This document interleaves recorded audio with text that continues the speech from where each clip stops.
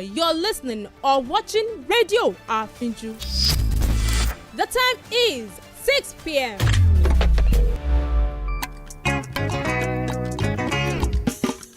Ẹ bá mi pè é o. Àfíjù. Kí lorúkọ rẹ̀? Àfíjù.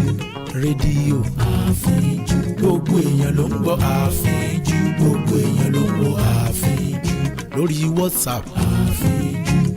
Instagram. Àfíjù. Facebook. Àfíjù. Lórí X. Àfíjù. Lórí YouTube. Àfíjù. Lórí TikTok. Àfíjù. Kí lorúkọ rẹ̀? Àfíjù. Ẹ bá mi pè é o. Àfíjù. Rédíò. Àfíjù. Gbogbo èèyàn ló ń gbọ́ Àfíjù. Gbogbo èèyàn ló ń gbọ́ Àfíjù. Gbogbo èèyàn ló ń gbọ́ Àfíjù. Gbogbo èèyàn ló ń gbọ́ Àfíjù. Rédíò Àfíjù. Rédíò Àfíjù. Rédíò Àfíjù. Stay informed with news on Radio Afinju.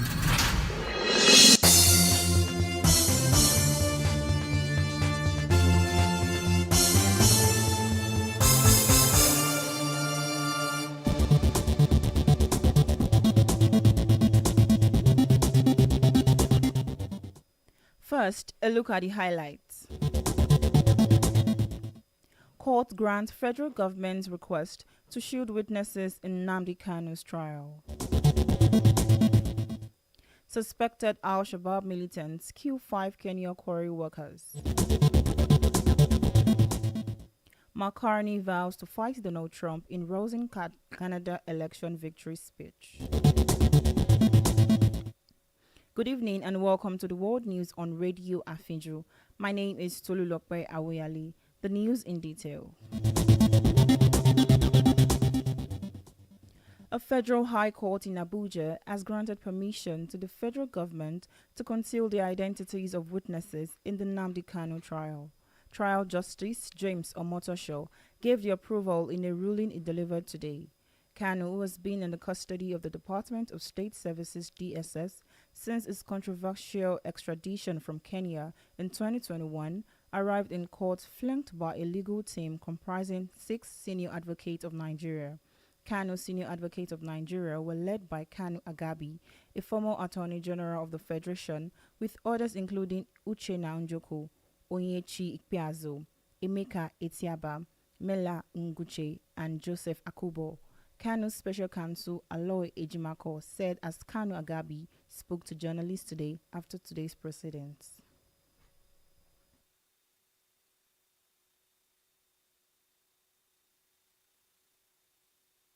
Standing with me here are members of the old guard. We have been there from the get-go, so we know the nitty-gritty of this case. Well, what I can add is we are finally here. The government is finally having the trial that it desires. Our position still remains unchanged despite the ongoing trial. That our client is innocent of the charges, that the case is driven by political considerations, and in the end, the innocence of our client will be established. So we take it from here to 2nd May when we are going to subject the government witness who testified today. We are going to submit him to, or subject him to cross-examination, and then the truth shall begin to be revealed to everybody. The matter is very simple. The state has a case against our client, and we are defending him. And for the first time, the matter has been opened, and we have heard what the evidence is. On Friday, we are coming back to cross-examine him. But in the main, the matter has commenced on a good note, very sound note, very civilized trial. And we hope by the grace of God we'll continue on this note again. The federal government, represented by 3 senior advocates, reaffirmed its intends to continue prosecution in the high-profile treason and terrorism charges leveled against Kanu. Kanu faces a series of charges ranging from terrorism to incitement and illegal possessions of firearms. Kanu was rearraigned on March 21st before James Omotosho, judge of a federal high court in Abuja.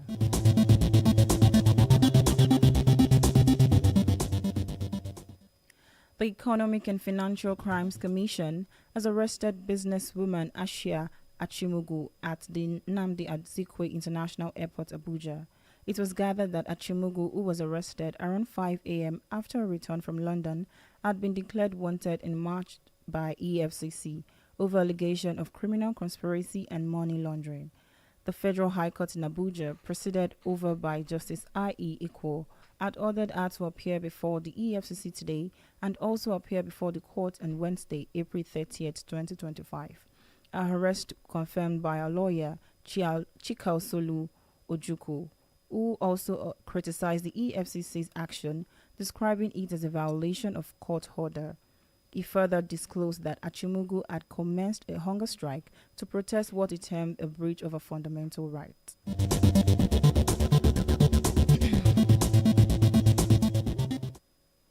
Office of the National Security Advisor, ONSA, said it has ordered immediate implementation of a unified joint interest screening system across the country's airports.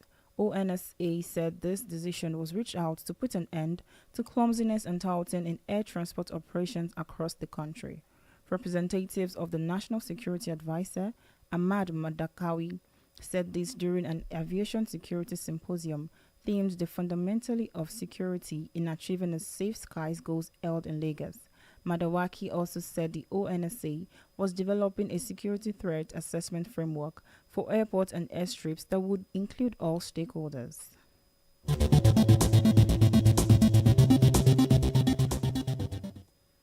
Away from Nigeria, 5 quarry workers were killed and 2 others injured when their vehicle was attacked by suspected Al-Shabaab militants in northeastern Kenya earlier in the day. Reports said about 10 gunmen alleged to be from the Somali-based Al-Qaeda-linked group ambushed a minibus full of workers at around 6 a.m.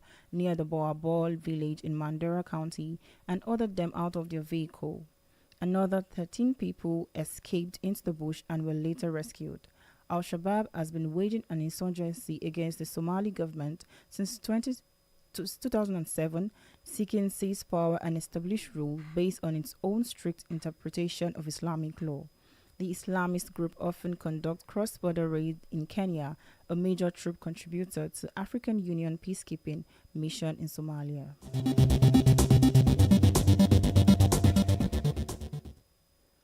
In Asia, the first batch of individuals jailed in the landmark Hong Kong national security trial of 47 Democrats accused of conspiracy to commit subversion were freed after being behind bars for more than 4 years. Reports said 4 former pro-democracy lawmakers, Claudia Mo, Ko Kaki, Jeremy Tam, and Gary Fan, were driven away in their cars with curtains drawn across side windows from 3 separate prisons across Hong Kong around dawn. Security was tight with patrol of police officers and access to some roads to the prison restricted for hours beforehand. The vehicles took the Democrats directly to their homes, where they were being chaperoned by scores of officers up in their front doors. Since large and sustained pro-democracy protest erupted in Hong Kong for the most of 2019, China has cracked down on the democratic opposition as well as liberal civil society and media outlets under sweeping national security laws.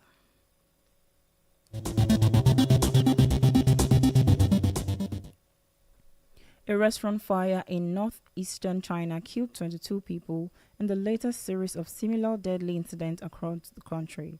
President Xi Jinping called it a deeply sobering lesson and urged local officials to quickly treat the injured, determine what triggered the blaze, and hold those responsible to account.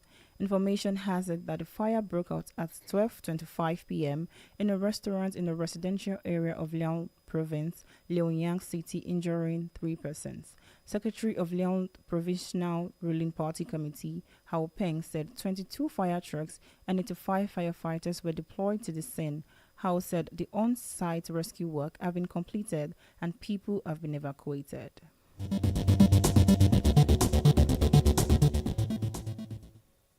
In Europe, an Italian cardinal who was convicted of embezzlement and fraud, Angelo Becciu, said he will not take part in secret conclave to elect the new pope that will be held in Sistine Chapel next week following the death of Pope Francis.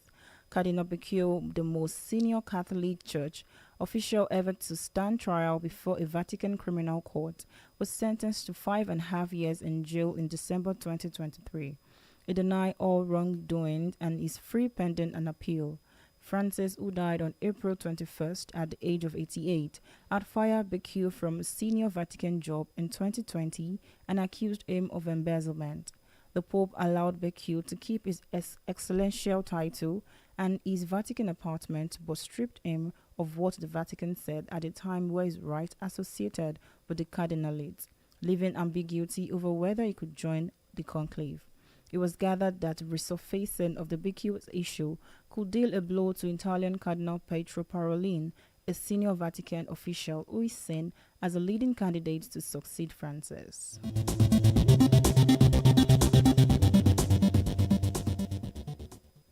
Still in Europe, foreign nationals convicted of a sexual offense will be blocked from seeking refugee status in Britain as part of government efforts to tighten rules ahead of the local elections and counter the charge from opponents that it cannot protect its borders.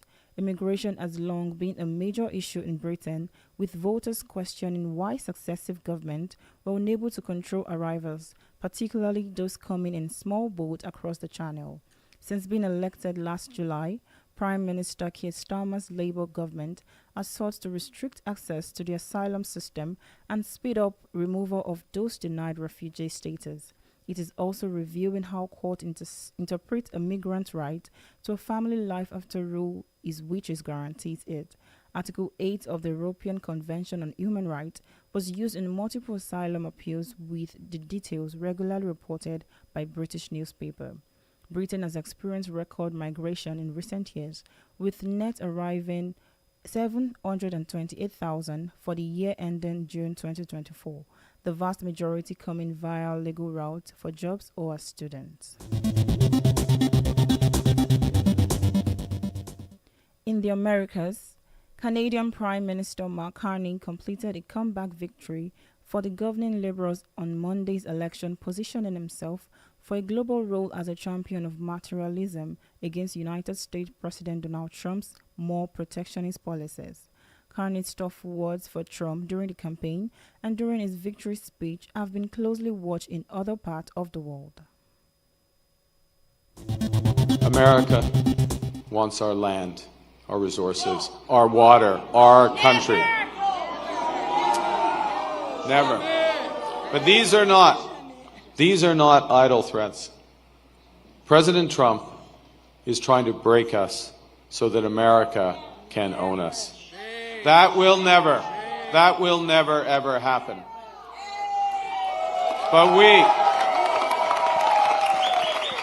But we also must recognize the reality that our world has fundamentally changed. I began with humility, but Canadians are ambitious.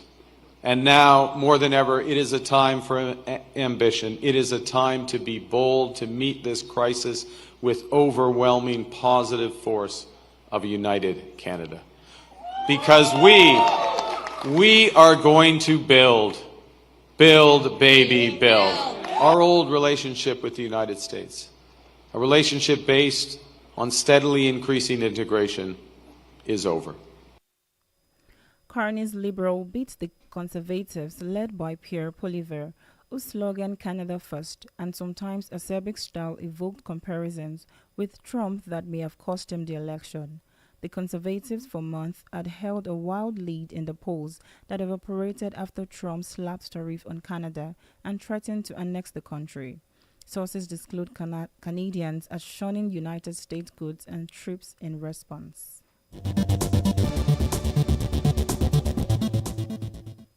Four people, including children, were killed and several others injured when a vehicle drove through a building used by an after-school camp in Illinois. The police said the victims at the YNOT after-school camp are believed to range in age from 4 to 18. The vehicle struck multiple people outside the building in Caterham on Monday morning, then continued through the building, hitting several people inside before exiting out the opposite side. It is unclear if it was deliberate. 6 people were injured and taken to hospital by ambulance and helicopter. Illinois State Police said the driver was unhurt and was taken to hospital for evaluation. In a post on X, Illinois Governor J.B. Pritzker said the administration was monitoring the crash. In the Middle East, more than a dozen people were killed in a predominantly Druze town near the Syrian capital in clashes sparked by a purported recording of a Druze man cursing the Prophet Muhammad, which angered the Sunni government. Rescuers and security sources said the fighting marked the latest episode of deadly sectarian violence in Syria, where fears among minorities have been swelling since Islamic-led rebels ousted former leader Bashar al-Assad from power in December, installing their own government and security forces. Those fears spiked after the killing of Andres Alwides in March in apparent revenge for an attack by the Assad loyalists. Security sources said the clashes began overnight when gunmen from nearby town of Maliha and other predominantly Sunni areas converged on the mostly Druze area of Jaramana, southeast of Damascus. According to local rescue workers, the fighting, with small and medium arms fire, left 13 people dead. According to Interior Ministry spokesperson Mustafa Al-Abdou, among the dead were 2 members of Syria's General Secretary Service, a new security force comprised mostly for former rebels. Now talking sport, Australian Max Purcell has accepted an 18-month ban for breaching anti-doping rules in a case the 2-time Grand Slam doubles champion said had been seriously affecting his quality of life. Purcell, who was provisionally suspended in December 2024, admitted to the use of a prohibited method by receiving intravenous infusion of over 500 ml of vitamins on 16th and 20th of December 2023. The 27-year-old, whose major titles came in Wimbledon in 2022 and the 2024 US Open, did not test positive for a banned substance. The International Tennis Integrity Agency said in a statement that the limit under the World Anti-Doping Code and the TADP is 100 ml in a 12-hour period, adding the following: a full investigation which included evidence gathering the interviews and the player Purcell admitted to the breaches.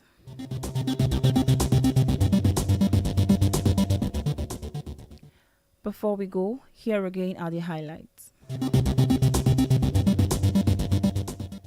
A federal high court in Abuja has granted permission to the federal government to conceal the identities of witnesses in the Nnamdi Kanu trial. Trial Justice James Omotosho gave the approval in a ruling he delivered today. Elsewhere, 5 quarry workers have been killed and 2 others injured when their vehicle was attacked by suspected Al-Shabaab militants in northeastern Kenya earlier in the day. In the Americas, Canadian Prime Minister Mark Carney completed a comeback victory for the governing Liberals in Monday's election, positioning himself for a global role as champion of multilateralism against United States President Donald Trump's more protectionist policies. That was the world news on Radio Afinjo. To view our channel, please follow Radio Afinjo on Facebook, X, and YouTube. The news was edited by Stella Adirati. My name is Tolulope Awoyale. Thanks for listening. Good evening.